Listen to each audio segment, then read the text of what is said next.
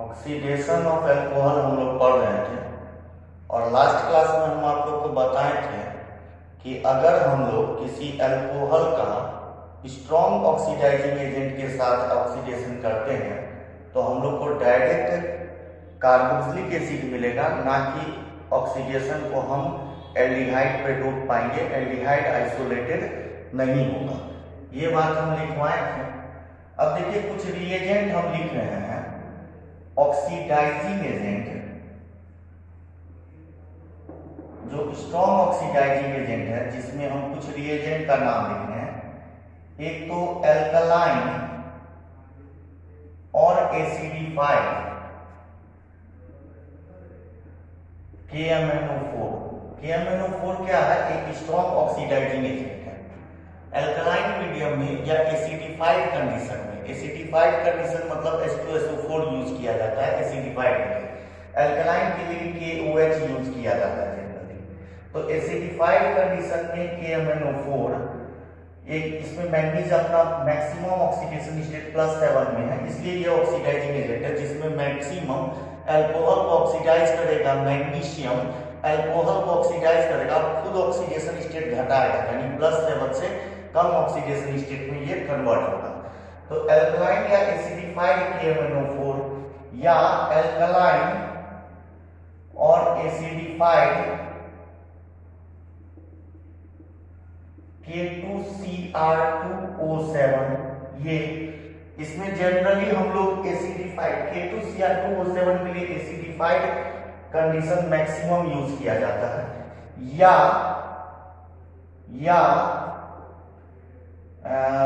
H2SO4। H2SO4 अपने आप में भी एक स्ट्रॉन्ग ऑक्सीडाइजिंग एजेंट है, क्योंकि यहाँ पर सल्फर जो है वो +6 ऑक्सीडेशन स्टेट में है, वो एक सल्फर का मैक्सिमम ऑक्सीडेशन स्टेट है। तो H2SO4 के साथ में CrO3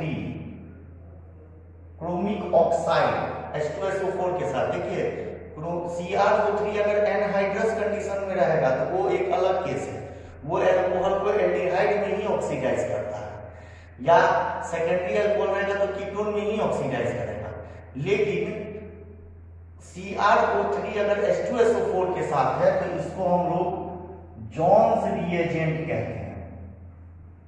क्या कहते हैं? Johns reagent. ये सब ऐसे रिएजेंट है जो हम लोग को याद रखना, ऑक्सीडाइजिंग एजेंट का काम करता है और ये ऑक्सीडाइज कर देता प्राइमरी अल्कोहल को in aldehyde, carboxylic acid. Carboxylic acid में ये ऑक्सीडाइज कर देता है किसको? प्राइमरी अल्कोहल को। मतलब हमको direct carboxylic acid in reagent से मिलेगा। अगर ये रिएजेंट यूज किया गया तो आप कार्बोक्सिलिक एसिड बनाएंगे, ना कि जो है आप एल्डिहाइड बनाएंगे, या कार्बोक्सिलेट आयन भी बन सकता है। क्यों कार्बोक्सिलेट आयन लिख रहे हैं? एक्चुअल में अगर ऑक्सीडेशन एसिडिक मीडियम में कर रहे हैं तब तो कार्बोक्सिलिक एसिड बनेगा, लेकिन ऑक्सीडेशन अगर एल्कलाइन मीडियम में कर रहे हैं तो एल्कलाइन मीडियम का मतलब हुआ कि KOH, NaOH ये सब रहेगा। तो KOH जैसे ही कार्बोक्सिलिक एसिड बनेगा ऑक्सीडेशन से, RCOOH से बनेगा, तुरंत ये एसिड बेस रिएक्शन कर जाएगा। ये कार्बोक्सिलिक एसिड एल्कली के साथ रिएक्शन करके ये साल्ट बना देगा, RCOO- आयन और K+, यानी हमको कार्बोक्सिलेट आयन मिलेगा, ना कि कार्बोक्सिलिक एसिड मिलेगा। इसीलिए हम यहां पर लिख रहे हैं कि oxidation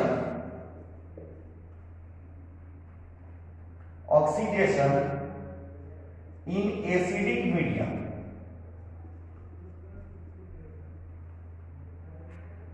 give carboxylic acid while in alkaline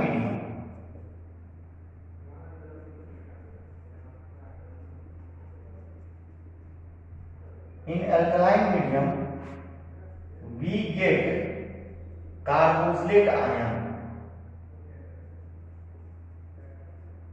carboxylate ion मिलेगा, या हम कह सकते हैं साल्ट ऑफ कार्बोक्सिलिक एसिड।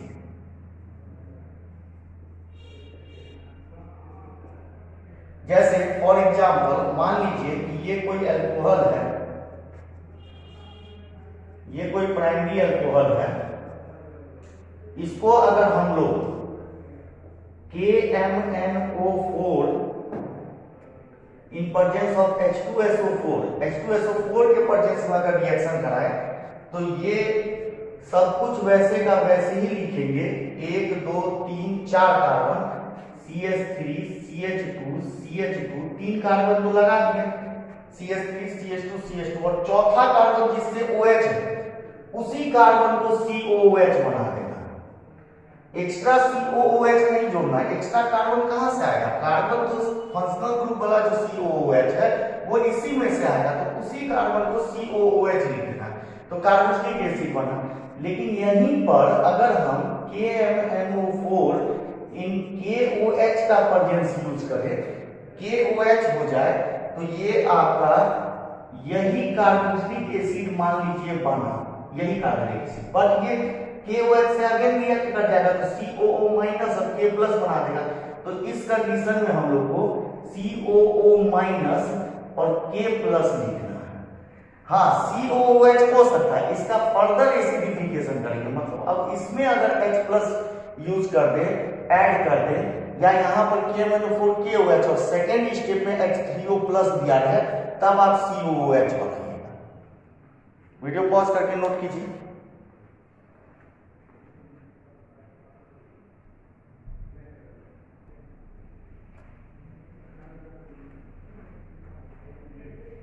कोई अल्कोहल है, प्राइमरी अल्कोहल, अगर इसमें हम KMnO4 एल्कलाइन मीडियम में यूज किए तो RCOO माइनस और K प्लस बनेगा।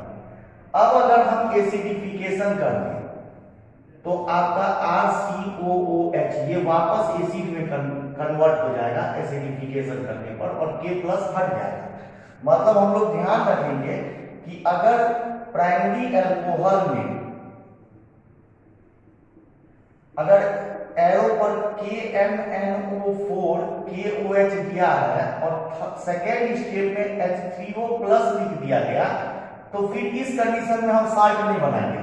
इस कंडीशन में ये ऑक्सीडाइज होकर के COOH में ही कन्वर्ट हो जाएगा। ये हम लोग को ध्यान रखना है, नोट कर लीजिए।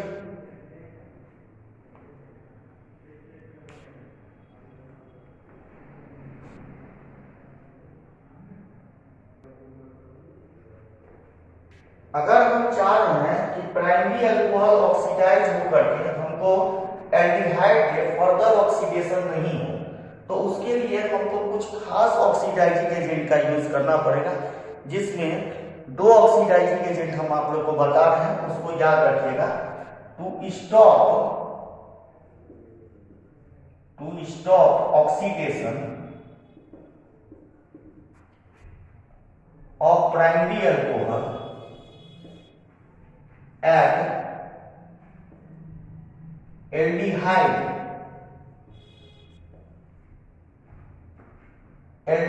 पर अगर हम लोग को स्टॉप करना है, we have to use mild oxidizing agent।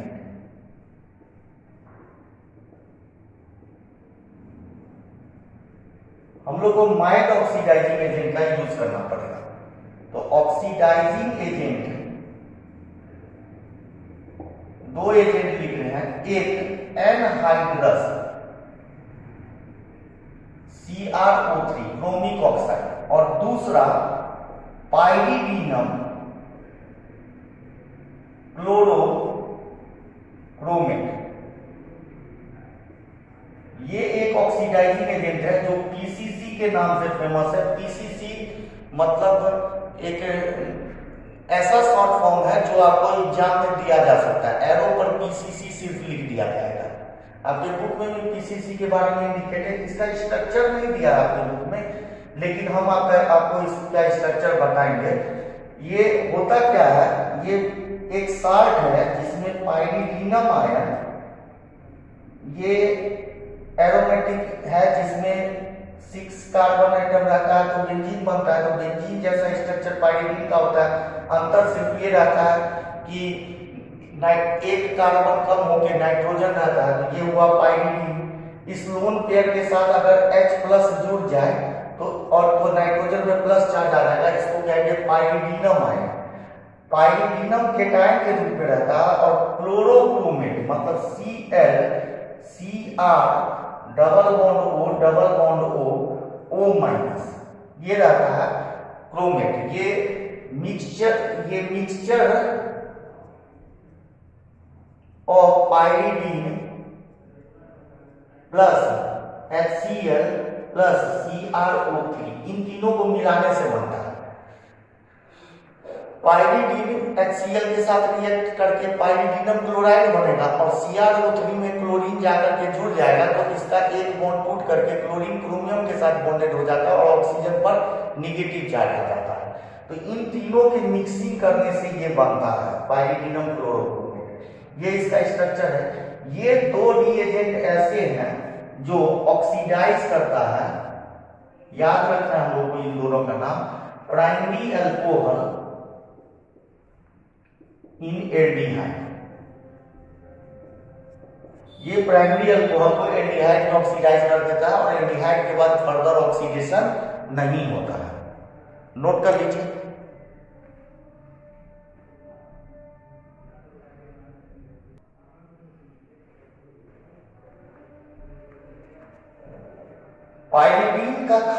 पाइरीडिनम chlorochromate यानी पीसीसी का खासियत है कि पीसीसी डज नॉट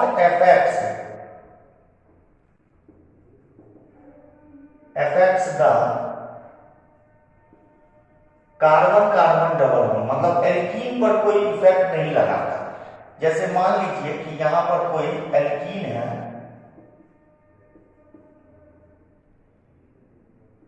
ये कोई प्राइमरी अल्कोहल में यहां कार्बन कार्बन के बीच डबल बॉन्ड है और अगर हमको दे दिया जाए एरो पर पीसीसी, तो डबल बॉन्ड पे कोई इफेक्ट नहीं होगा। डबल बॉन्ड वैसे का वैसे ही पड़ा रहेगा, कोई इफेक्ट नहीं हुआ। और ये CH2 और ये जो CH2 है उसको आप एक H यहां से और एक H यहां से हटा करके एल्डिहाइड बना देंगे, मतलब CHO। इसको अभी हम लोग पीसीसी यूज किए हैं तो कार्बोक्सिलिक एसिड नहीं बनाएंगे। ये माइन ऑक्सीडाइजिंग एजेंट है पीसीसी और CrO3, ये एल्डिहाइड देगा, यानी हम लोग एल्डिहाइड बनाएंगे। अगर कोई प्राइमरी या सेकेंडरी अल्कोहल है, ये कोई अल्कोहल है और इसको हम लोग पीसीसी यूज कर दें, तो यहां से H और यहां से H हटाना है, इन दोनों पोर्शन से H हटाना है। ये कोई एल्डिहाइड है, मान लेते हैं ये एल्डिहाइड है, ये प्राइमरी अल्कोहल है, प्राइमरी अल्कोहल है। तो CH2, ये दोनों H हटा देना है। यहां H2 था तो इसमें से एक H हटा दिए, तो ये बन जाएगा RC≡O और एक H रह जाएगा एल्डिहाइड। या हम लोग CrO3 भी यूज करेंगे तो ये एल्डिहाइड बन जाएगा। ये खास बात है।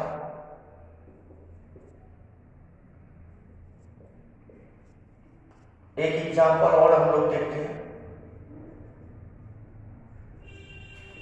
ये दिया गया है पीसीसी यूज किया गया, तो बेंजीन वैसे ही यूज रहेगा। ये CH2 हम लोग लिख देंगे और ये CH2 लिखे और इस C के साथ एक H यहां से एक H यहां से हटा करके CH≡O यानी एल्डिहाइड बना देंगे। नोट कर लीजिए।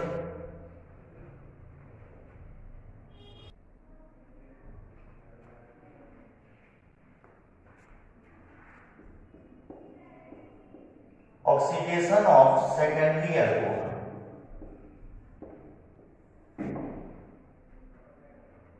देखो सेकेंडरी अल्कोहल भी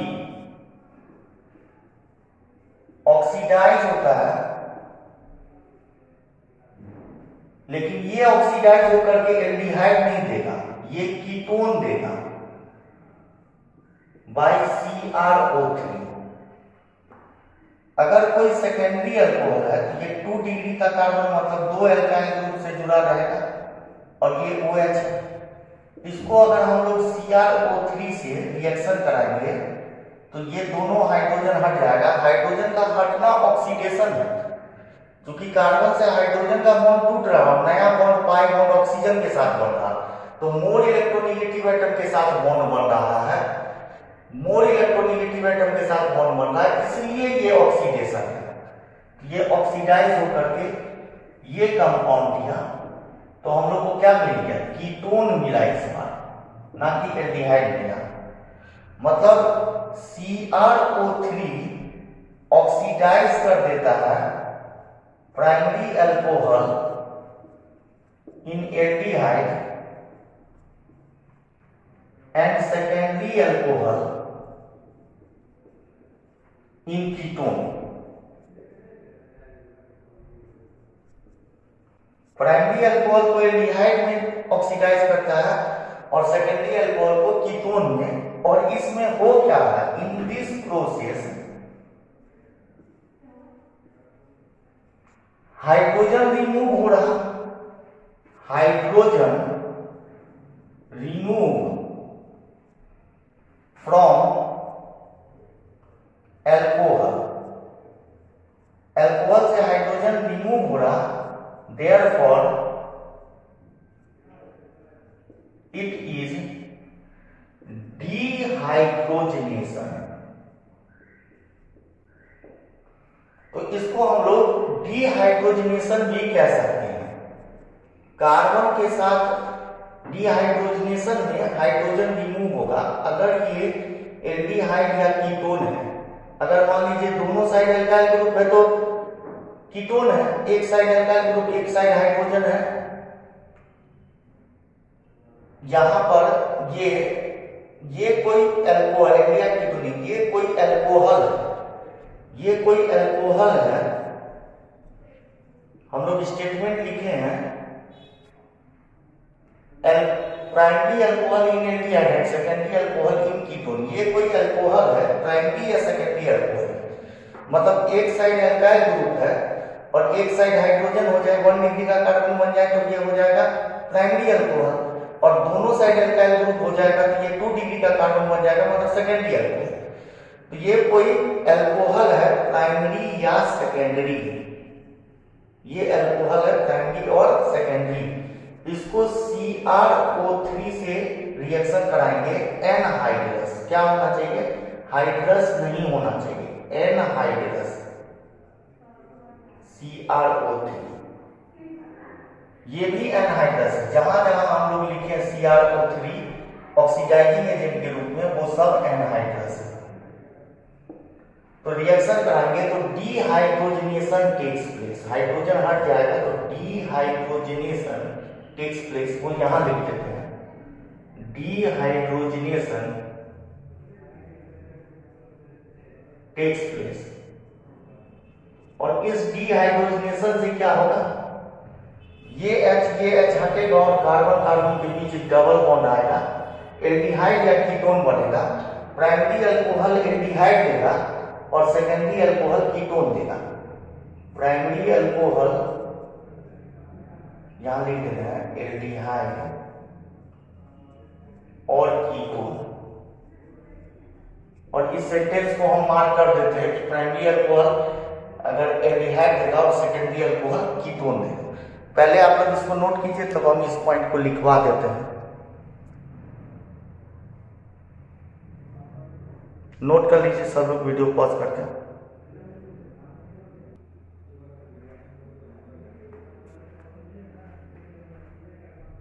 ये बात हम लोग मार्क किए हुए हैं, प्राइमरी अल्कोहल ऑक्सीडाइज हो रहा है एल्डिहाइड में और सेकेंडरी अल्कोहल कीटोन में। ये कोई प्राइमरी अल्कोहल है, CrO3 एनहाइड्रस यूज हुआ, तो H हटा, RCHO बन जाएगा। तो प्राइमरी अल्कोहल हम लोग को एल्डिहाइड दिया, क्योंकि H और इसमें से एक H हट गया, डबल बॉन्ड O आ गया। किनारे में प्राइमरी अल्कोहल का मतलब किनारे में OH रहेगा, तो किनारे वाला फंक्शनल ग्रुप है, टर्मिनल फंक्शनल ग्रुप मिलेगा एल्डिहाइड। और सेकेंडरी अल्कोहल का मतलब हुआ कि बीच में OH रहेगा, बीच में OH रहेगा।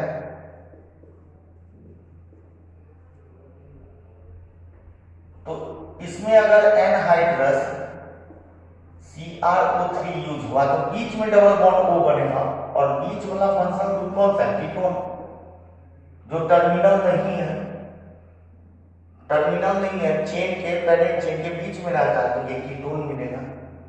इसीलिए हम लोग सेंटेंस पहले ही लिख दिए हैं कि प्राइमरी अल्कोहल CrO3 से एल्डिहाइड में ऑक्सीडाइज होता है और सेकेंडरी अल्कोहल कीटोन में ऑक्सीडाइज होता है। सेकेंडरी अल्कोहल जो है, alcohol also oxidize in ketone by acidified K2Cr2O7। अगर K2Cr2O7 एसिडिक कंडीशन में यूज करें, ये कोई सेकेंडरी अल्कोहल है, और अगर हम इसको K2Cr2O7 से एसिडिक कंडीशन में मतलब H2SO4 के प्रेजेंस में यूज करें, तो भी ये HH हट करके कीटोन में ऑक्सीडाइज हो जाता है।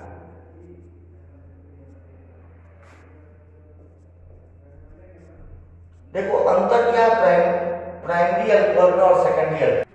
देखिए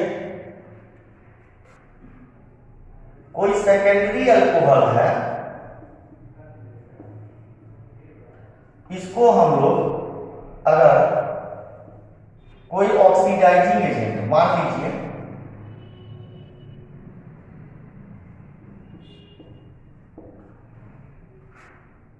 इस सेकेंडरी अल्कोहल को यहां भी एक कार्बन इंडिकेट कर रहे हैं और यहां भी एक कार्बन इंडिकेट कर रहे हैं, उसका जरूरत है, क्योंकि जब बॉन्ड तोड़ेंगे कार्बन कार्बन का तो कार्बन दिखना चाहिए जो COOH में बदलेगा।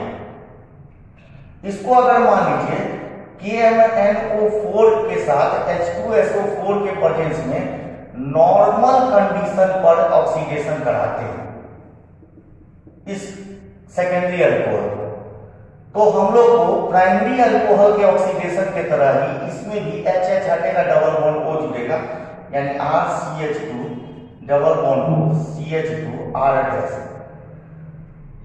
दैट इज हम लोग को कीटोन ही मिलेगा। लेकिन इसको यही KMnO4 के साथ H2SO4 के प्रेजेंस में रिएक्शन कराएं हाई टेम्परेचर पर,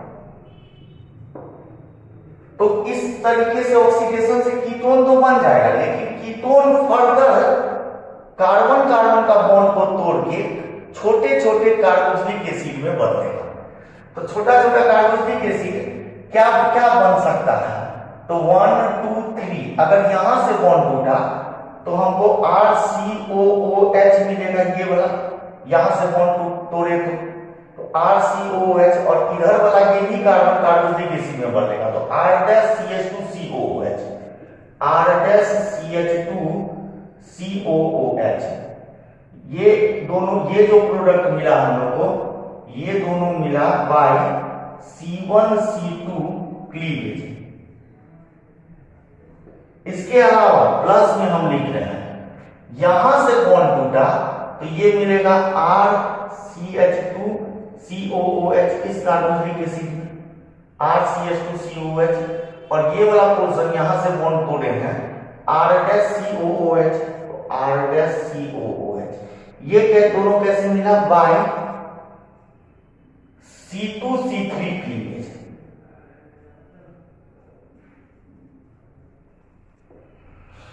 तो ये चार छोटे छोटे कार्बोक्सिलिक एसिड का हम लोग को मिक्सचर मिलेगा।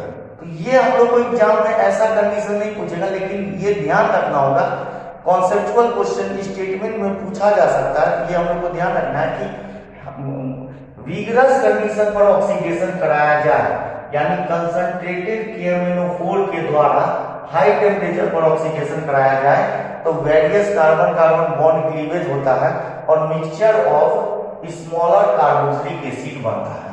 तो ऑक्सीडेशन ऑफ कीटोन, हम पहले सेंटेंस लिख रहे हैं ऊपर में, अभी आप लोग इसको नहीं नोट कीजिएगा। Ketone on vigorous condition,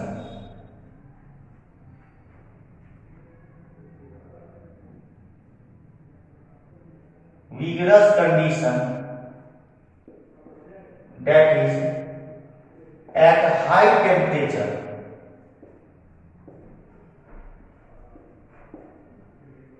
and concentrated oxidizing agent,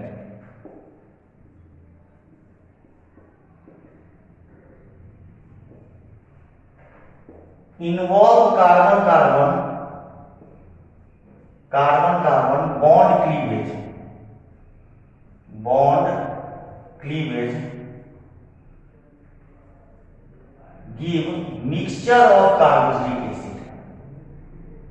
हम बोल भी रहे हैं, आप सुन के भी लिख सकते हैं, of carboxylic acid, carboxylic acid.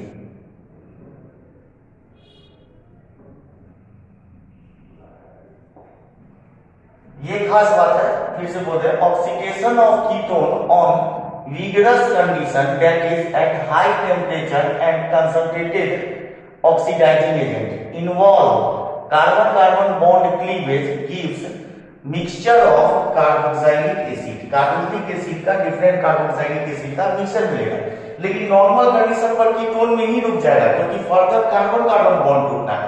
Primary alcohol में एल्डिहाइड बनता है तो कार्बन हाइड्रोजन बॉन्ड रहता है, आसानी से टूट जाता है, इसलिए वो डायरेक्ट हमको कार्बोक्सिलिक एसिड देता है। लेकिन इसमें कार्बन कार्बन बॉन्ड टूटना है, उसके लिए हाई टेम्परेचर की जरूरत होगी क्योंकि कार्बन कार्बन बॉन्ड ज्यादा मजबूत होगा, सेम एटम के बीच बॉन्ड है, तो ऐसे कंडीशन में हम लोग को कीटोन ही मिलेगा। और विगरस कंडीशन में बॉन्ड टूट जाएगा तो डिफरेंट कार्बोक्सिलिक एसिड का मिक्सचर मिलेगा। नोट कर लीजिए।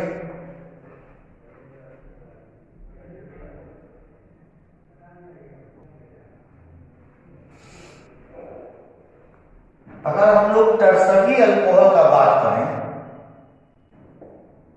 तो टर्सरी अल्कोहल, अब ध्यान दीजिएगा, टर्सरी अल्कोहल में 3 डिग्री के कार्बन के साथ OH लगा रहेगा, मतलब कार्बन 3 अल्काइल ग्रुप से जुड़ा रहेगा। तो इसमें यहां तो हाइड्रोजन नहीं है, जिस हाइड्रोजन और ये हाइड्रोजन हटे, इसके लिए यहां तो हाइड्रोजन नहीं है, तो नहीं है तो कार्बन कार्बन बॉन्ड टूटेगा तभी कार्बोक्सिलिक एसिड बनेगा। तो tertiary alcohol do not oxidize at normal condition, normal condition पर ऑक्सीडाइज नहीं होता है, but in vigorous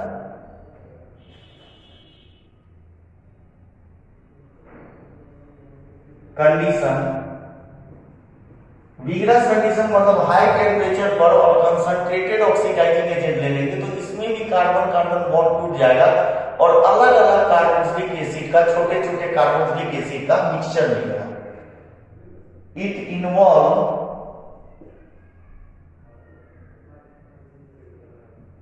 carbon carbon bond cleavage give mixture of different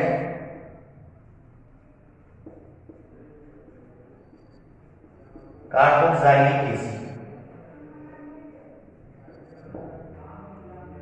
तो इसमें कोई रिएक्शन हम लोग को नहीं जानना है, केवल ये थ्योरी जानना है कि टर्सरी अल्कोहल नॉर्मल कंडीशन पर ऑक्सीडाइज नहीं होता है, लेकिन अगर विगरस कंडीशन पर उसका ऑक्सीडेशन कराएं तो डिफरेंट, ये भी टूट सकता है, ये भी टूट सकता है, ये भी टूट सकता है, कुछ मॉलिक्यूल में यहाँ टूटेगा, कुछ मॉलिक्यूल में यहाँ, कुछ में यहाँ, और अलग अलग तरीके का कार्बोक्सिलिक एसिड का मिक्सचर मिलेगा।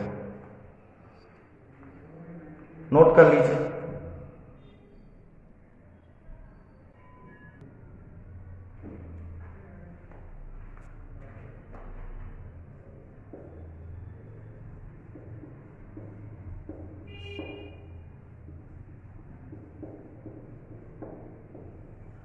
देखिए जैसे CrO3 anhydrous chromic oxide CrO3 का यूज करके हम लोग प्राइमरी अल्कोहल का डिहाइड्रोजनेशन किए, एल्डिहाइड मिला, सेकेंडरी अल्कोहल का डिहाइड्रोजनेशन से कीटोन मिला। वैसे ही हम लोग कैटालाइटिक डिहाइड्रोजनेशन भी कर सकते हैं। इसमें वोलाटाइल अल्कोहल यूज किया जाता है, यानी अल्कोहल का वेपर यूज किया जाता है, उसको वेपर फॉर्म में बना करके हीटेड कॉपर या सिल्वर के ट्यूब से पास कराया जाता है। तो पास कराने पर हाइड्रोजन को वो अपने सरफेस पर एब्जॉर्ब कर लेता है। जो हीटेड कॉपर है या सिल्वर है वो मेटल अपने सरफेस पर खींच लेता है और रिमूव करता है एल्डिहाइड या कीटोन का वेपर। यानी प्राइमरी अल्कोहल से एल्डिहाइड निकलेगा और सेकेंडरी अल्कोहल से कीटोन निकलेगा। तो प्राइमरी और secondary alcohol when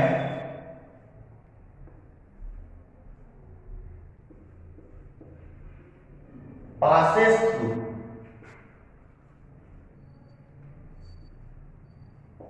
heated copper or silver dehydrogenation takes place.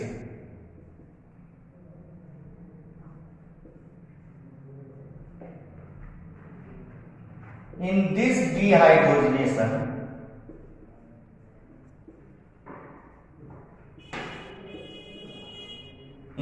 dehydrogenation, primary alcohol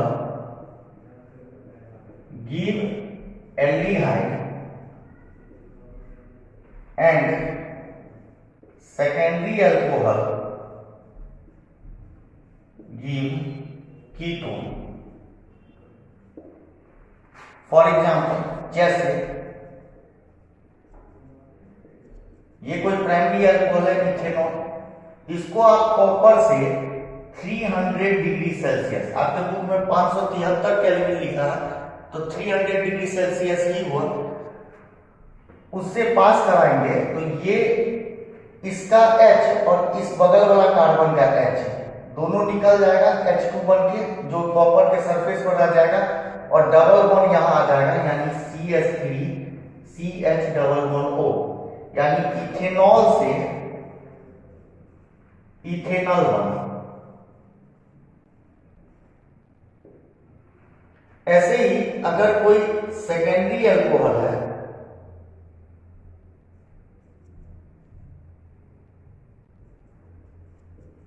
इसको कॉपर से पास कराएं, ये प्रोपेन 2 ऑल है, 300 डिग्री सेल्सियस पर कॉपर से पास करवाएं तो H हटेगा, डबल बॉन्ड O आएगा, यानी C के साथ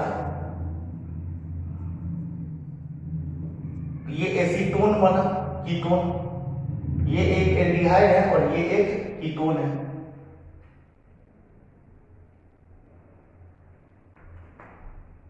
इथेनॉल प्राइमरी अल्कोहल है, ये सेकेंडरी अल्कोहल है, 2 डिग्री के कार्बन से जुड़ा है तो सेकेंडरी अल्कोहल है।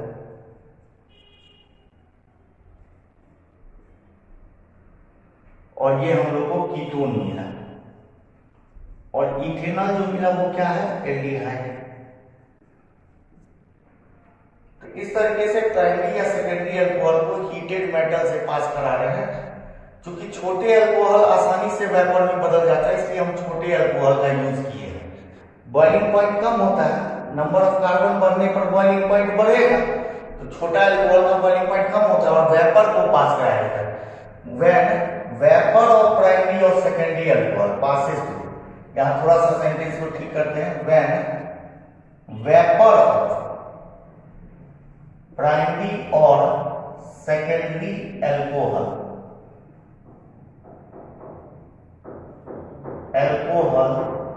passes through heated copper or silver dehydrogenation takes place. Note कीजिए।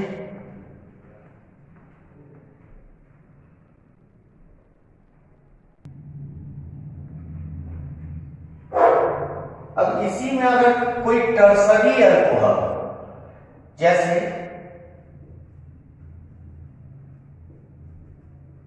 ये टर्सरी अल्कोहल है। तो इसमें H है लेकिन कार्बन में तो H नहीं है, जो कि प्राइमरी और सेकेंडरी अल्कोहल में था।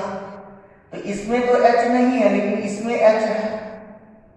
तो इस कंडीशन में डिहाइड्रोजनेशन नहीं होगा। अगर इसको हम पास करा दें कॉपर से, इसके वेपर को 300 डिग्री सेल्सियस पर, तो इसमें H नहीं है। तो ऐसे कंडीशन में ये OH, अब बगल वाला कोई कार्बन का H, मतलब इस CH3 को CH2 और एक H ऐसे निकाले तो ये OH और ये H, H2O निकल जाएगा। यानी डिहाइड्रोजनेशन ना होके डिहाइड्रेशन होगा और कार्बन कार्बन के बीच डबल बॉन्ड आ जाएगा।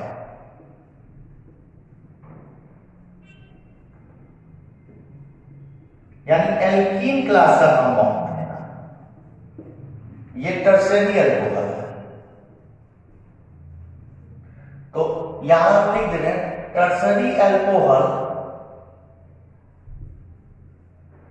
Do not undergoes dehydrogenation on passing it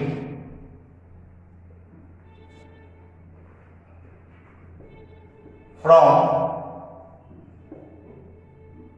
heated copper, dehydration takes place। यहां पर क्या हुआ है? डिहाइड्रेशन हुआ है। और इससे ऊपर वाला जो दोनों रिएक्शन है उसमें आप ऐसे ही लिख लीजिएगा डैश दे करके, डिहाइड्रोजनेशन हुआ है। इससे पहले वाला दोनों रिएक्शन में डिहाइड्रोजनेशन हुआ है, उसके सामने इंडिकेट कर दीजिएगा। और इसमें डिहाइड्रेशन हुआ है मतलब वाटर निकला है, हाइड्रोजन नहीं निकला है। डिहाइड्रेशन टेक्स प्लेस है। गिव एल्कीन, एल्कीन हम लोगों को मिलता है। नोट कर लीजिए।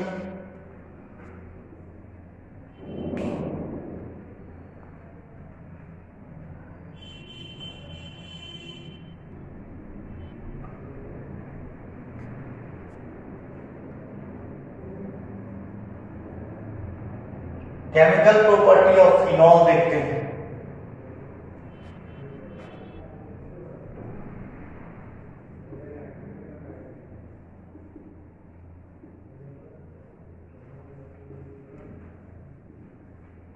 देखिए फिनॉल का केमिकल प्रॉपर्टी में एक तो इसका इलेक्ट्रोफिलिक सब्स्टिट्यूशन रिएक्शन है, जिसमें HNO3 कंसंट्रेटेड HNO3 लेते हैं तो फिनॉल में OH ग्रुप हाईली एक्टिवेटिंग होता है और हाईली एक्टिवेटिंग होने के कारण कंसंट्रेटेड HNO3 से ऑर्थो, पैरा, ऑर्थो तीनों पोजीशन पर NO2 जुड़ जाता है तो 2,4,6 ट्राइनाइट्रोफिनॉल बनता है। सिर्फ ऑर्थो पैरा सब्स्टिट्यूटेड प्रोडक्ट हम लोग को अगर प्राप्त करना है तो हम लोग को या तो प्रोटेक्शन करना पड़ेगा या फिर जो है हम लोग डाइल्यूट HNO3 लेते हैं तो ऑर्थो पैरा प्रोडक्ट बनता है, जिसको फ्रैक्शनल डिस्टिलेशन मेथड से हम लोग सेपरेट कर सकते हैं। तो ये सब बात बताए हुए हैं। ऑर्थो नाइट्रोफिनॉल और पैरा नाइट्रोफिनॉल मिलेगा। पैरा नाइट्रोफिनॉल का बॉइलिंग पॉइंट ज्यादा है। ऑर्थो नाइट्रो से इंटरमोलिकुलर हाइड्रोजन बॉन्ड होता है पैरा नाइट्रोफिनॉल में, ऑर्थो नाइट्रोफिनॉल में इंट्रामोलिकुलर हाइड्रोजन बॉन्ड होता है, इसलिए पैरा नाइट्रोफिनॉल का बॉइलिंग पॉइंट ज्यादा है। तो डाइल्यूट HNO3 से जो ऑर्थो एंड पैरा सब्स्टिट्यूटेड बना उसको हम लोग फ्रैक्शनल डिस्टिलेशन मेथड से सेपरेट करते हैं। इसके बाद सबसे इंपॉर्टेंट रिएक्शन है ऑलवेज रिएक्शन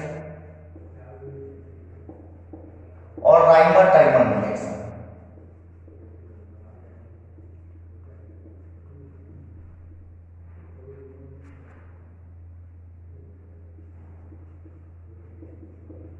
ये सब हम एक साथ पढ़ाए हैं, रिवाइज करना है। फ्रॉम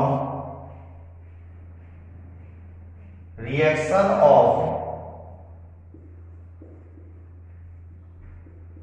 एरोमेटिक कंपाउंड, इसके अंतर्गत हम लोग रिएक्शंस ऑफ फिनॉल देखेंगे। इसी में एक साथ पढ़ाए हैं और ये प्रिपरेशन पढ़ाए, उसके बाद रिएक्शन ऑफ फिनॉल पढ़ाए हैं। ये तीनों टॉपिक ये इन रिएक्शन मैकेनिज्म अभी कुछ दिन पहले पढ़ाए थे, तो वहां से रिवीजन करना, नोट कर लीजिए।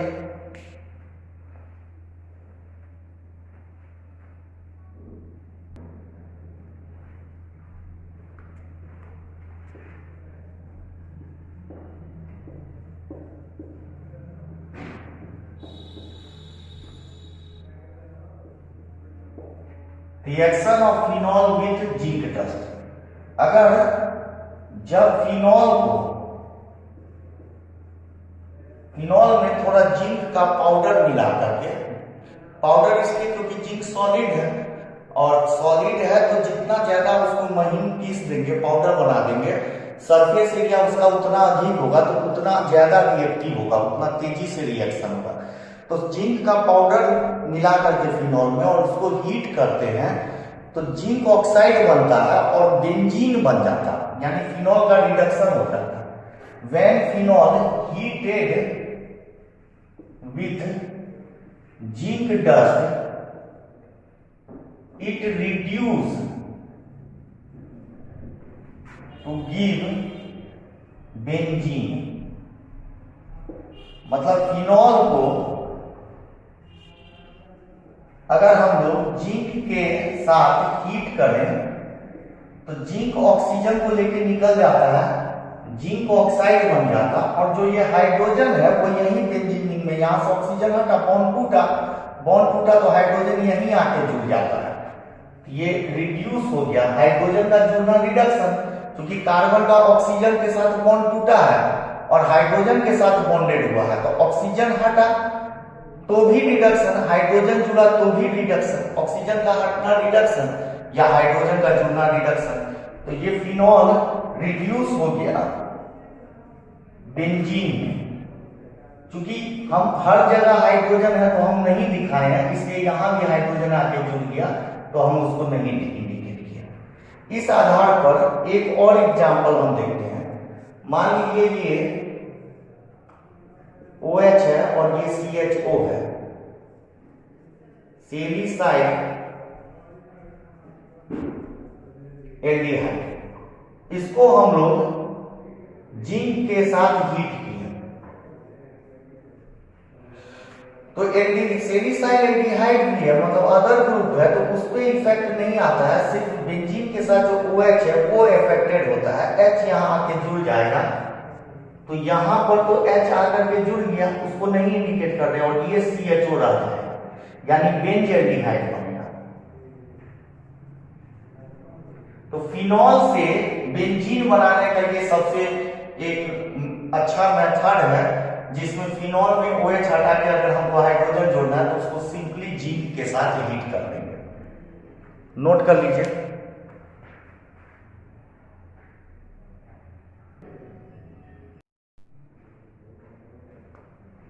Oxidation of phenol.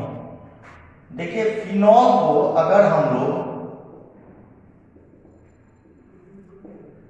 ऑक्सीडाइज करें, ऑक्सीडाइजिंग एजेंट के रूप में हम लोग Na2Cr2O7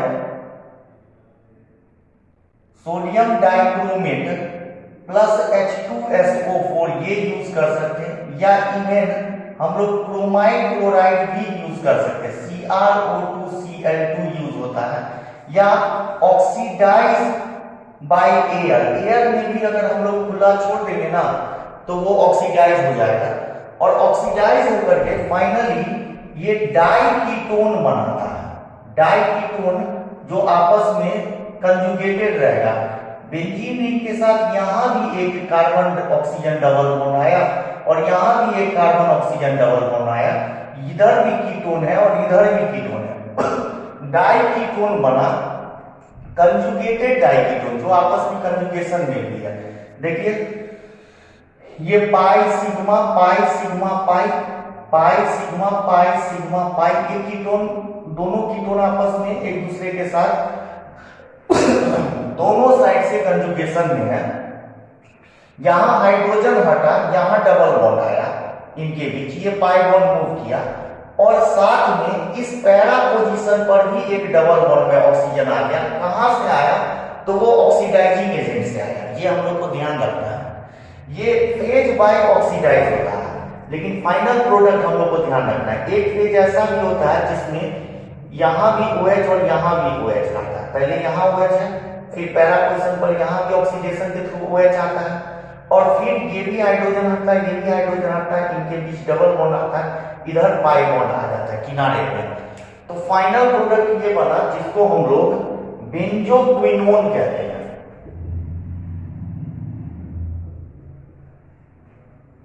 बेंजोक्विनोन कहते हैं। पहले ये जो ऑक्सीडाइज हुआ वो क्विनॉल में, ये जो कंपाउंड है ये क्विनॉल है। क्विनॉल में ये ऑक्सीडाइज हुआ। अब क्विनॉल से ये जाकर के फाइनली हमको बेंजोक्विनोन दे रहा है। लेकिन हम लोग याद रखेंगे फाइनल प्रोडक्ट इसको क्विनोन, बेंजोक्विनोन, ये हम लोग को मिलता है। इसलिए अगर फिनॉल को आप हवा में, एयर में अगर खुला छोड़ भी देते हैं तो धीरे धीरे वो डार्क कलर का हो जाता है। क्यों? क्योंकि फिनॉल का एयर के द्वारा ऑक्सीडेशन हो जाता है और वो बेंजोक्विनोन, डार्क कलर का बेंजोक्विनोन में कन्वर्ट हो जाता है। तो मेनली ये रिएक्शन आप लोग लिखिएगा और इसको याद कर रखिएगा। और इस पॉइंट को हम लोग स्टेटमेंट यहां लिख देते हैं। इसको लिखने से पहले हम लोग यहां एक स्टेटमेंट लिखते हैं, ऑक्सीडेशन ऑफ फिनॉल में phenol oxidize by oxidizing, strong oxidizing agent in benzoquinone या oxidizing agent give conjugated diketone. Conjugation में है ये दोनों ketone, called benzoquinone.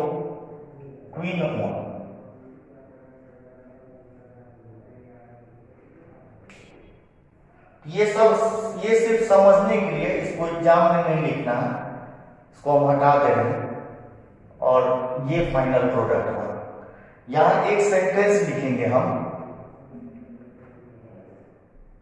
Phenol in air convert in dark color। क्यों? Due to its oxidation contain, due to its oxidation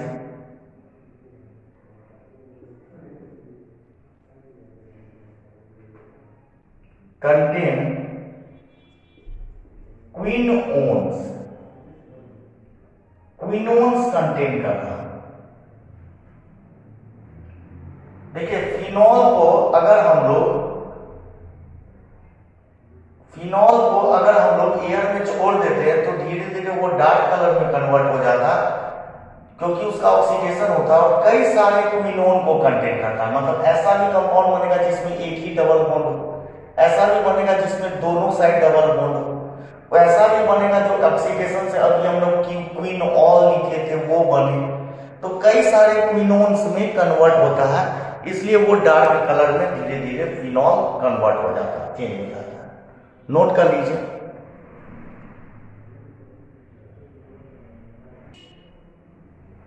एक दो reaction हम salicylic acid का बताते हैं।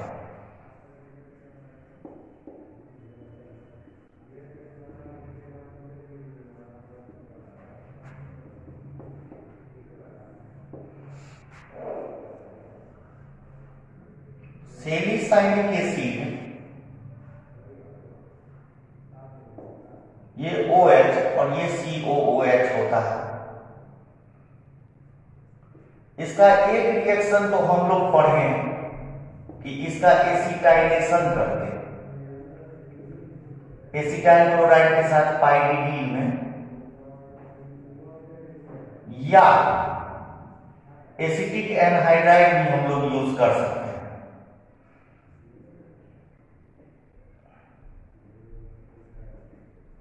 H प्लस के प्रेजेंस में जहां जहां इससे पहले आप ये दोनों लिखे हैं, अगर ये और छूट गया होगा लिखना तो वो इंडिकेट कर दीजिएगा। एसिटाइलेशन में हम दोनों रिएजेंट लिखवाए थे, तो हो सकता है और अगर छूटा होगा तो लिख देना, क्योंकि ये या ये मिलाएंगे, दोनों नहीं देंगे, ये और ये या ये मिलाएंगे।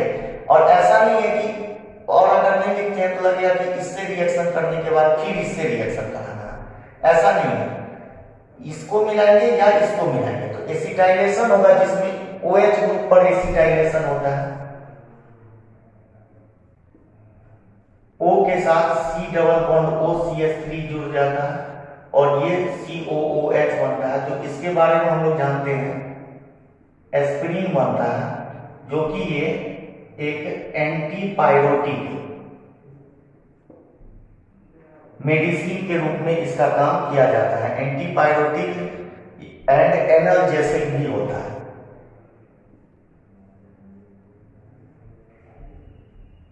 मतलब पीड़ाहारी दर्द के लिए मेडिसिन में यूज होता है।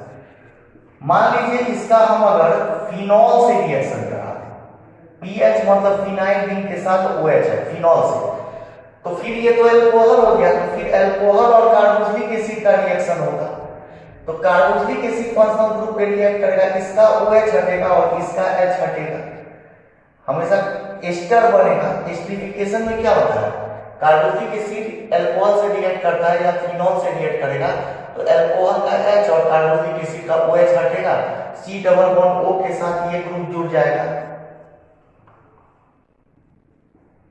तो ये OH हुआ और ये C डबल बॉन्ड O के साथ ये OPH जुड़ जाएगा। पीएच मतलब यहां फिनाइल रिंग है, तो फिनाइल सेलिसाइलेट इसको कहेंगे।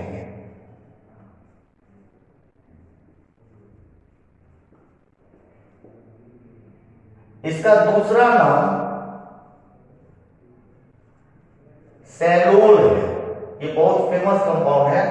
दूसरा नाम है सैलोल, जिसको हम लोग फिनाइल सेलिसाइलेट कहते हैं। कॉमन नेम ये सैलोल है, ये दूसरा नाम यानी कॉमन नेम हम कह सकते हैं सैलोल है, और ये एक इंटरनल एंटीसेप्टिक होता है। ये कूलिंग इफेक्ट प्रोड्यूस करता है, मतलब ठंडा ठंडा लगेगा, और यूज किया जाता है टूथपेस्ट में। टूथपेस्ट, कुछ मेडिकेटेड टूथपेस्ट होते हैं जो डेंटिस्ट के द्वारा प्रोवाइड किया जाता है, तो उसमें कुछ इस तरीके का एंटीसेप्टिक का जरूरत होता है, जो माउथ में थोड़ा बहुत छोटा मोटा इन्फेक्शन हो, पाइलिया वगैरह हो, तो उसके लिए दिया जाता है, तो उसमें ये यूज किया जाता है सैलोल, मिलाया जाता है। ये एक माइल्ड एंटीसेप्टिक है, इंटरनल एंटीसेप्टिक है, जो मुंह में अगर मतलब माउथ में डायरेक्ट हम लोग ले सकते हैं इस एंटीसेप्टिक को। वैसे एंटीसेप्टिक ऊपर से लगाया जाता है स्किन पर। अगर इसको मिथेनॉल से रिएक्शन करा दिया जाए तो सोचिए, ये H और यही OH हटेगा, ये भी अल्कोहल है तो कार्बोक्सिलिक एसिड के साथ रिएक्ट करेगा, तो ये क्या बनेगा, ये OH और ये C double bond O, OCH3, इसको कहेंगे हम लोग मिथाइल सेलिसाइलेट। मिथाइल ग्रुप है और ये एस्टर हुआ, ये है ना RCOOR, तो मिथाइल पहले लिख देते हैं, मिथाइल सेलिसाइलेट। ये ऑयल ऑफ विंटर ग्रीन भी इसको कहते हैं। ये ऊपर से मलहम के रूप में यूज किया जाता है, दर्द वगैरह या पेन वगैरह अगर बॉडी में है तो इसका यूज किया जाता है। जैसे आयोडेक्स होता है ना, आयोडेक्स, आयोडेक्स समझ लीजिए ऑयल ऑफ विंटर ग्रीन ही है।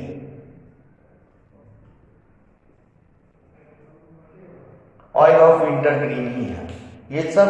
ये सब कुछ सैलिसाइलिक एसिड से बनने वाला मेडिकेटेड कंपाउंड है, मेडिसिन के रूप में यूज होने वाला कंपाउंड है, जिसको हम बनाए हैं, जिस रिएक्शन को अभी आप लोग को पढ़ाए हैं उसी आधार पर एस्टरिफिकेशन हम लोग पढ़े हैं इससे पहले वाला क्लास में, तो वो एस्टर ही इन दोनों में बन रहा है और ये भी एसिटाइलेशन पढ़े हैं, नोट कर लीजिए।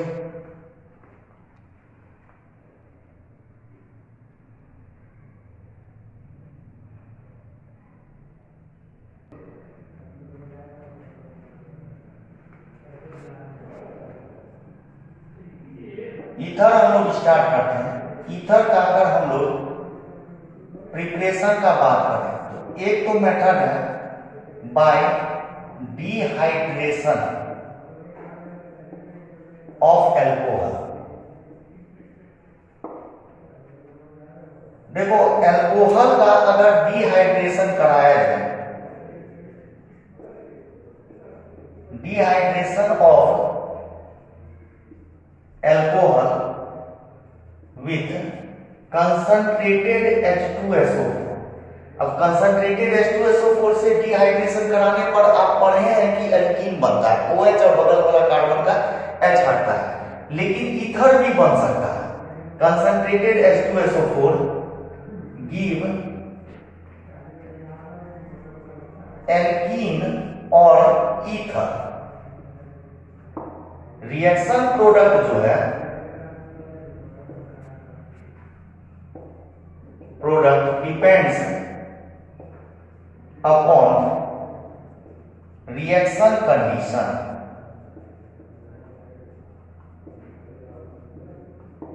मतलब रिएक्शन से प्रोडक्ट कौन सा बनेगा ये रिएक्शन के कंडीशन पर निर्भर करता है। अब जैसे कोई एल्कोहल है, खास तौर पर इस मेथड में प्राइमरी एल्कोहल ही यूज किया जाता है ईथर बनाने के लिए। इसको हम लोग अगर कंसंट्रेटेड H2SO4 के साथ रिएक्शन कराएं तो ये OH और बगल वाला कार्बन का H हट के यहां बीच में डबल बॉन्ड जुड़ता है, ये बात हम लोग जान रहे हैं। ये RCH यहां डबल बॉन्ड आ जाएगा, डबल बॉन्ड CH2 एल्कीन बनेगा और ये बनता है बाय एलिमिनेशन, यानी दैट इज उसमें भी एलिमिनेशन में कौन सा, तो एल्कोहल का डिहाइड्रेशन में E1 यूज होता है, तो E1 के द्वारा। और यही कंसंट्रेटेड H2SO4 से अगर हम लोग हीट करें, यहां भी हीट ही करना पड़ रहा और यहां भी हीट ही करना पड़ रहा, तो ऐसा भी हो सकता है कि इसके दो मॉलिक्यूल इन्वॉल्व होंगे। डिहाइड्रेशन मतलब वाटर निकलना, तो OH H निकल रहा तो डबल बॉन्ड आ गया तो भी H2O निकला, और दूसरा H2O कैसे निकल सकता है ये ध्यान दीजिए। ये एक अल्कोहल मॉलिक्यूल है और ये दूसरा अल्कोहल मॉलिक्यूल है, एक का OH और दूसरे का H, H2O बन के निकल जाएगा और O डायरेक्ट C के साथ बॉन्डेड हो जाएगा, CH2 CH2, और ये O के साथ बॉन्डेड हो गया, ये CH2 CH2 तो ईथर बन गया। लेकिन ईथर जो बन रहा है ये बन रहा बाय सब्स्टिट्यूशन रिएक्शन। यहां भी एलिमिनेशन और सब्स्टिट्यूशन पैरेलल में चल रहा है। अब इसको थोड़ा डिटेल में हम बताएंगे, नोट कर लीजिए, पहले सब लोग नोट कर लीजिए।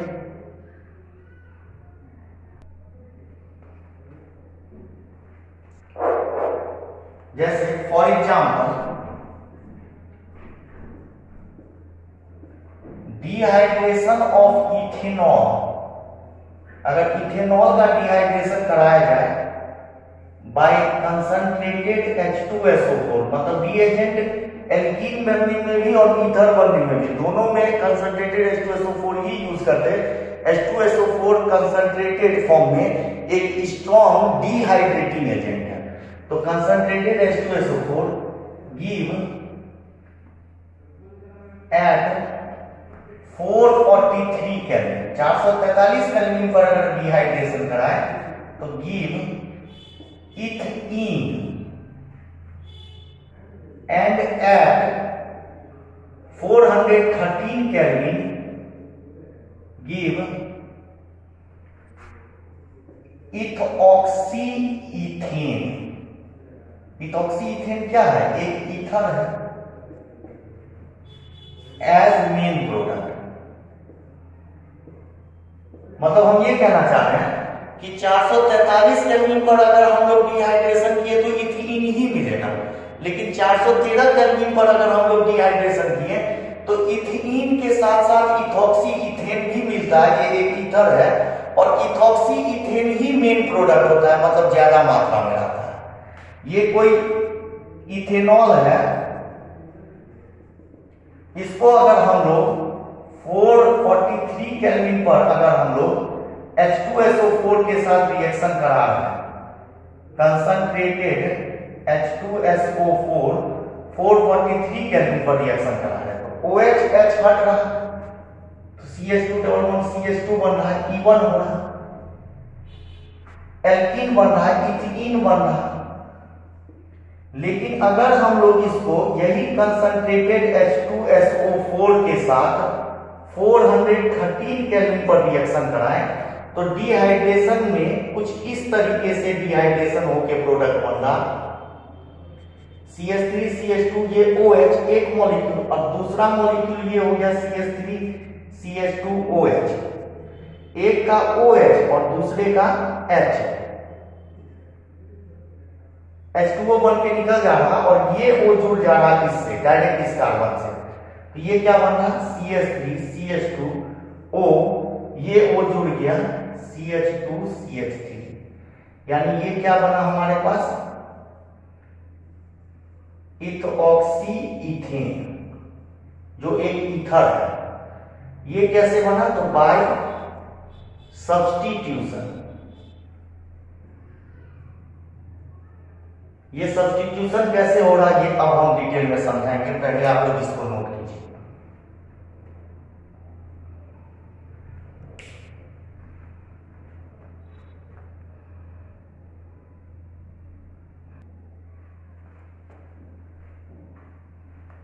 देखिए, इन प्रिपरेशन ऑफ, यहां हम लोग मैकेनिज्म देखते हैं, mechanism for formation of ether.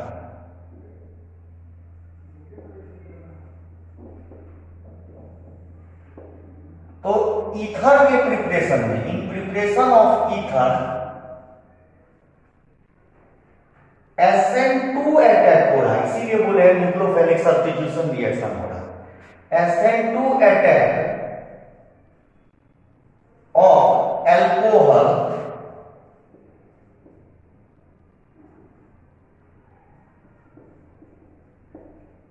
takes place on protonated alcohol। Actually में होता क्या है, पहले एक अल्कोहल का प्रोटोनेशन हो जाता है, जैसे यही रिएक्शन है, तो ये एक इथेनॉल है, जो इथेनॉल वाला ये रिएक्शन है, उसी का हम मैकेनिज्म बता रहे हैं। पहले एक अल्कोहल का प्रोटोनेशन हो गया, CH3 CH2 OH2 प्लस बना। अब होता क्या है, ये प्राइमरी है, अब वाटर H2O बना तो H2O निकलने के लिए तैयार है, निकल सकता है, लेकिन निकलना उतना आसान नहीं है, क्योंकि इसके निकलने से कार्बोकेटायन जो बन रहा है वो प्राइमरी बन रहा है। प्राइमरी कार्बोकेटायन कम स्टेबल होता है सेकेंडरी टर्सरी सब के तुलना में, इसीलिए थोड़ा डिफिकल्टी से निकलता है, स्लो प्रोसेस में निकलता है। और इसी बीच में इस कार्बन पर दूसरा कोई non protonated alcohol molecule SN2 attack कर देता है। इसीलिए ये मेथड सुटेबल है प्राइमरी अल्कोहल का ही डिहाइड्रेशन करके ईथर बनाने के लिए। ये जो मेथड है ये प्राइमरी अल्कोहल का डिहाइड्रेशन करके ईथर बनाने के लिए ही सुटेबल है। ये खास बात है इस मेथड में, ये ध्यान रखना है। सेकेंडरी और टर्सरी के केस में एक तो SN2 अटैक करने में बल्कीनेस होने की वजह से, क्राउडिंग होने की वजह से SN2 अटैक में डिफिकल्टीज होगा। वो स्टेरिक हिंड्रेंस का सामना करना पड़ेगा, तो रिएक्टिविटी कम होगा। दूसरा, सेकेंडरी रहता अगर ये कार्बन तो ये वाटर निकल जाता है, या टर्सरी रहता तो वाटर जल्दी निकल जाता है, तो कार्बोकेटायन बन जाता। और अगर कार्बोकेटायन बन गया तो फिर इवन होगा। फिर कार्बोकेटायन बनने के बाद HSO4 बगल वाला कार्बन से H+ लेके निकलेगा और एल्कीन बना देगा, तो वो इवन हो जाएगा। इसीलिए ये कुछ खास कंडीशन प्राइमरी अल्कोहल होगा, कम बल की अल्कोहल होगा तो ईथर दे सकता है एल्कीन के साथ साथ। और थोड़ा लो टेम्परेचर पर ईथर मेन प्रोडक्ट में बनता है, हाई टेम्परेचर पर एल्कीन ही बनता है। तो अब इस प्रोटोनेटेड अल्कोहल ये हुआ,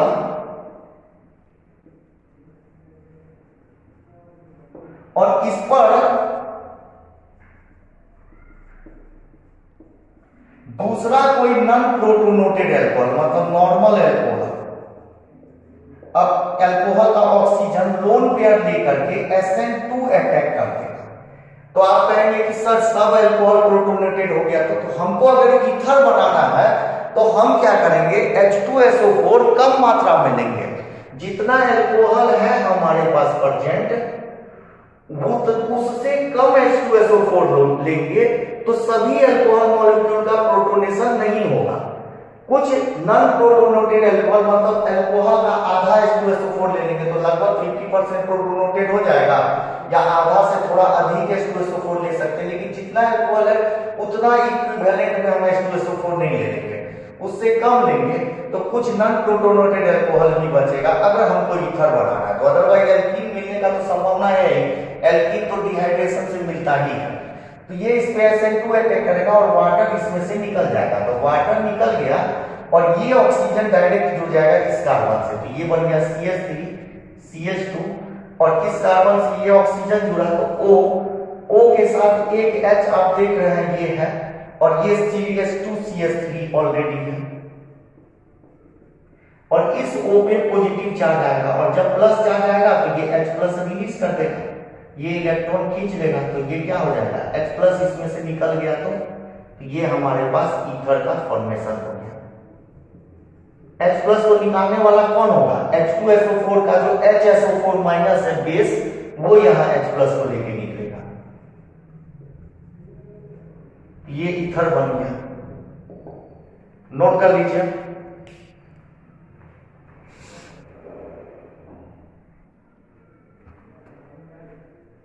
इस मेथड में क्या होगा, in this method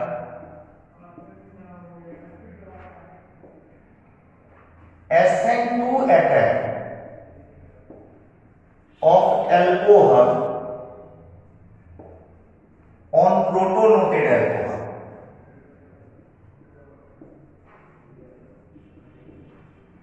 takes place, therefore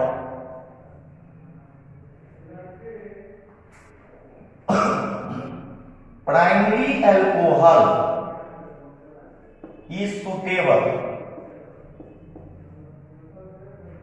for preparation of ether by dehydration। Dehydration के मेथड से प्राइमरी अल्कोहल ही सुटेबल है ईथर बनाने के लिए। इन केस ऑफ सेकेंडरी या टर्सरी अल्कोहल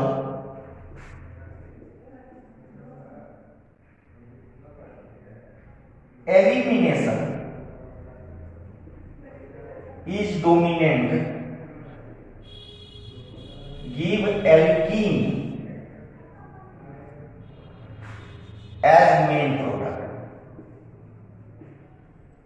सेकेंडरी और टर्सरी के केस में एलिमिनेशन का ही प्रभाव रहता है, और एल्कीन ही चाहे कोई भी टेम्परेचर हो मेन प्रोडक्ट के रूप में बनता है, क्योंकि सेकेंडरी टर्सरी में स्टेरिक हिंड्रेंस आएगा, टर्सरी में कार्बोकेटायन तुरंत बन जाएगा, तो उस समय एल्कीन ही, और इवन में एलिमिनेशन में टर्सरी ज्यादा रिएक्टिव भी होता है, तो एल्कीन ही बनेगा।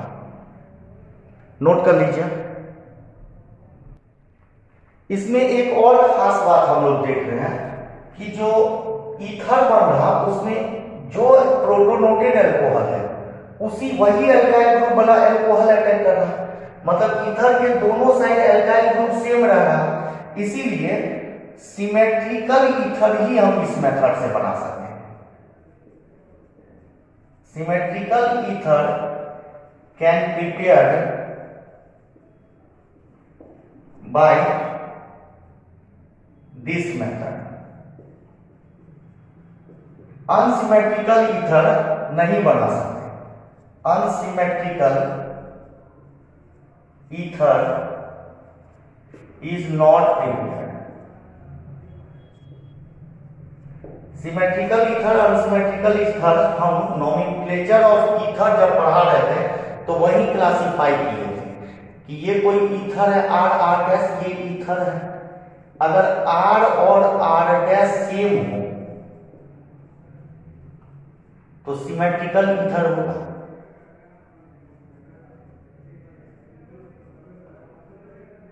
और अगर R and R dash different हो तो अनसिमेट्रिकल ईथर होगा।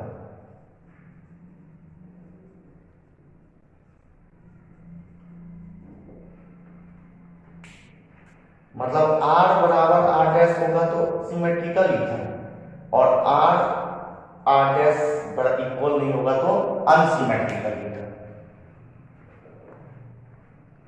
नोट कर लीजिए।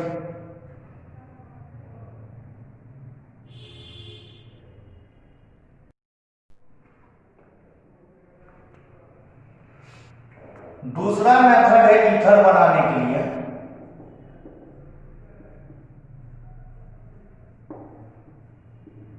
Williamson synthesis of ether. इसमें ये हम लोग पढ़े हुए हैं, जिसमें कोई एल्काइल हैलाइड से, इस मेथड से पहली बार कि both symmetrical and unsymmetrical ether can prepare. जहां डिहाइड्रेशन से हम लोग सिर्फ सिमेट्रिकल बना पा रहे थे, अनसिमेट्रिकल नहीं बन रहा था, इस मेथड से दोनों बन सकता है, क्योंकि इसमें एल्काइल हैलाइड का एल्कोक्साइड आयन के साथ रिएक्शन होता है, यानी सोडियम एल्कोक्साइड के साथ रिएक्शन होता है, तो ये R और ये R डैश सेम भी हो सकता और अलग अलग भी हो सकता। SN2 अटैक करता है ये ऑक्सीजन एटम, और हैलाइड इसमें से निकल जाता तो R के साथ OR डैश ये ईथर बनता है। इसमें ये दोनों अलग अलग ले लेंगे तो अनसिमेट्रिकल ईथर मिल जाएगा, सेम लेंगे तो सिमेट्रिकल ईथर मिलेगा। खास बात ये है कि alkyl halides could be primary, ये प्राइमरी होना चाहिए, नहीं तो इसमें भी सेकेंडरी और टर्सरी के केस में एलिमिनेशन होकर के एल्कीन बनने लगता है। तो ये डिटेल में हम बताए हुए हैं, NaX बनेगा। इसको रिवाइज करना है, revise from nucleophilic substitution reaction. इसमें हम SN2 ऑफ एल्काइल हैलाइड पढ़ाए हैं इन रिएक्शन मैकेनिज्म। रिएक्शन मैकेनिज्म से ये रिवाइज करना है, इसके बारे में डिटेल पढ़ाए हैं, वो पूरा पढ़ना है डिटेल में, पूरा सिलेबस में है हमारे, नोट कर लीजिए।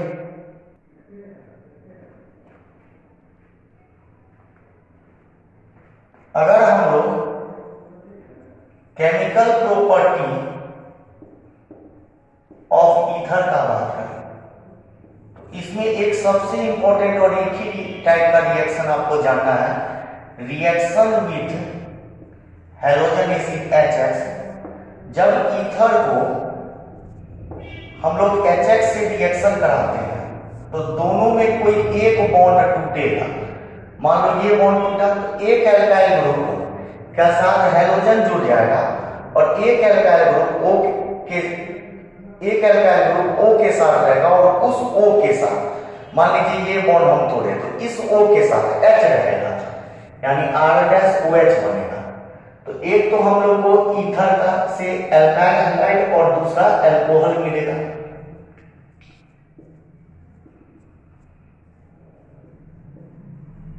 अल्कोहल मिलेगा। अब यहाँ किसका बॉन्ड तोड़ना है, कौन सा तोड़ना है, तो उसके लिए हम कॉन्सेप्ट बताए हैं कि ये डिपेंड करता है ये दोनों एल्काइल ग्रुप कैसा है। अगर ये प्राइमरी या सेकेंडरी है और ये भी प्राइमरी और सेकेंडरी है तो हम बताए हैं कि ये SN2 के माध्यम से रिएक्ट करता है एंड लेस क्राउडेड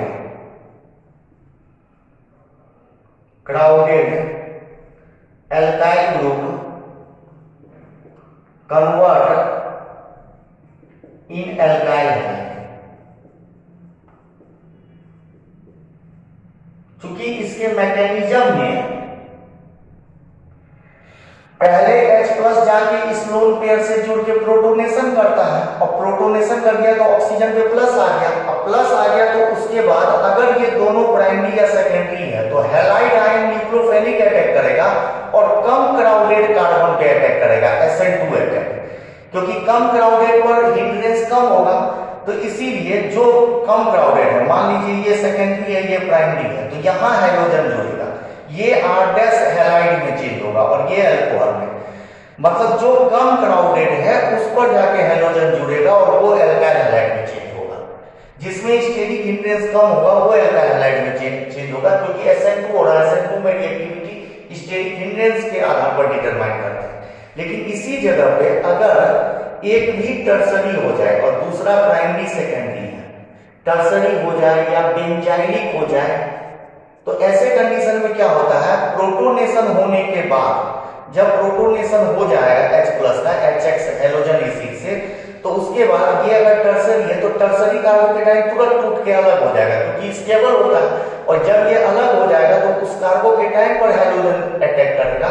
इसलिए ऐसे कंडीशन में SN1 होगा क्योंकि कार्बोकेटाइन पर हैलाइड आयन अटैक कर रहा, और SN1 हो रहा तो क्या होगा, हैलाइड आयन कार्बोकेटाइन पर अटैक किया तो जो टर्सरी है या बेंजाइलिक है वो कन्वर्ट होगा इन एल्काइल हैलाइड, वो एल्काइल हैलाइड में चेंज होगा। नोट कर लीजिए।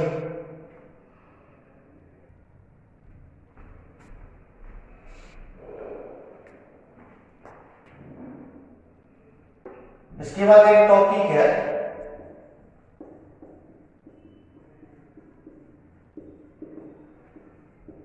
Electrophilic substitution reaction of aromatic ether.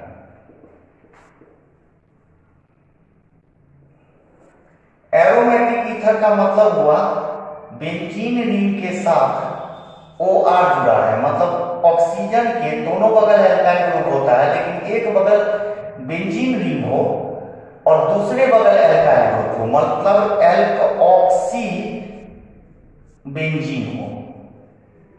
इसका जब हम electrophilic substitution reaction, electrophiles nitration, halogenation ये सब करेंगे तो चूंकि OR जो है वो OP डायरेक्ट करता है इलेक्ट्रोफिलिक सब्स्टिट्यूशन में, और पैरा ग्रेटर देन ऑर्थो होता है, ये बात हम जानते हैं। तो ortho and para substituted product बनेगा जिसमें ये OR के रिस्पेक्ट में ऑर्थो पोजीशन पर इलेक्ट्रोफाइल जुड़ेगा जो माइनर होगा, और मेजर प्रोडक्ट में पैरा पोजीशन पर इलेक्ट्रोफाइल से जुड़ेगा, ये मेजर होगा। अब अलग अलग इलेक्ट्रोफाइल्स रिएजेंट यूज करके अलग अलग रिएक्शन हम ईथर का अलग से लिखवाए हैं, कहां, तो रिवाइज करना है फ्रॉम टॉपिक वही reaction of aromatic compound, aromatic compound के रिएक्शन में electrophilic substitution reaction of ether, मतलब एल्कॉक्सी बेंजीन यानी एरोमेटिक ईथर। एरोमेटिक ईथर या एल्कॉक्सी बेंजीन का हम अलग से लिखवाए हुए हैं लिस्ट, वो रिवाइज करना है। कहां पर खोजेगा, इन रिएक्शन मैकेनिज्म।